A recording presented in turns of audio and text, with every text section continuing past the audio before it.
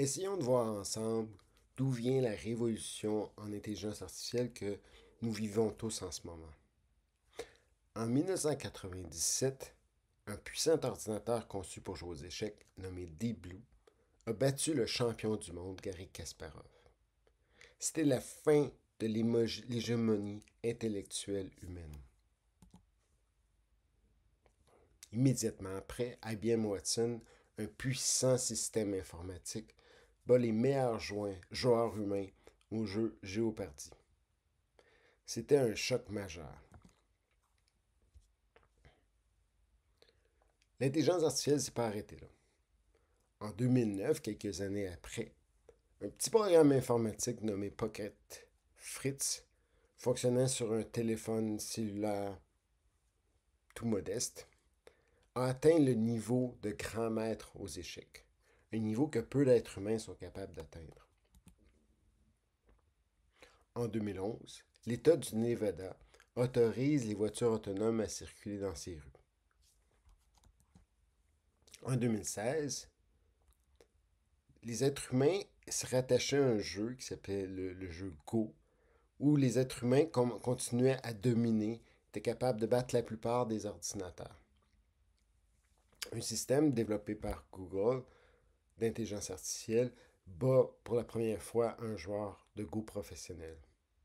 C'était vraiment la fin de l'hégémonie intellectuelle des êtres humains au sein de des jeux de société. Cette même année, Tesla équipe toutes ses voitures d'un système de conduite autonome. En 2018, les fondements de la révolution en intelligence artificielle que nous vivons en ce moment ont été mis en terre. Donc, Google développe un système qui s'appelle BERT.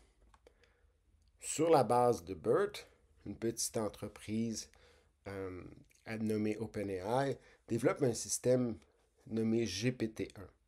C'était le début des grands modèles de langue comme approche fondatrice pour l'intelligence artificielle. Quelques années après, toute la planète s'est rendue compte que le successeur de BERT, le successeur de GPT-1, était une percée en intelligence artificielle. GPT 3.5 était capable de produire des dissertations complètes dans différentes langues. Alors, qu'est-ce que c'est que GPT? C'est essentiellement un grand modèle de la langue. Et un grand modèle de la langue, c'est un système qui sert à prédire le mot suivant. En gros, étant donné des grands jeux de données contenant beaucoup de texte, le système apprend à, à calculer la probabilité qu'un mot suive une séquence de mots. Donc, si on peut regarder une application concrète, si je pose à un système comme ChatGPT la question est-ce que je peux prolonger mon cours? Point d'interrogation. Donc, ça, c'est une requête. Le système va essayer de prédire le mot suivant. Et il va y associer des probabilités. Donc, par exemple, on pourrait avoir les mots suivants oui, non, ça, etc. Le système devrait être capable, basé sur son entraînement, donc il a été entraîné avec beaucoup de texte, il va être capable de prédire la probabilité des différents mots. Donc peut-être que le mot oui est le mot le plus probable. Basé sur ces probabilités-là, le système va ensuite faire un choix aléatoire, donc il va essayer de choisir un mot qui suit. Donc peut-être que dans ce cas-là, comme le mot oui est plus probable, il va choisir le mot oui. Et ensuite, basé sur ce mot-là qu'il vient de choisir, il va essayer de prédire le mot suivant. Donc peut-être le mot suivant dans ce cas-là pourrait être et ou mais. Puis là, il va répéter ainsi de suite. Ce qui est étonnant, c'est que ce simple mécanisme, euh, qui n'est pas vraiment très complexe, donc il n'y a pas de règles difficiles à comprendre, donc c'est une opération fort simple avec laquelle on est familier parce que quiconque a eu depuis longtemps un téléphone sait que la machine est capable de prédire les mots qu'on va saisir.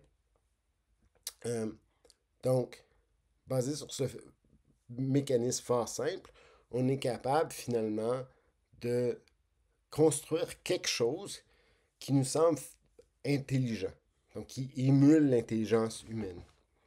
C'était pas. Donc, c'est important de comprendre que c'est un processus émergent.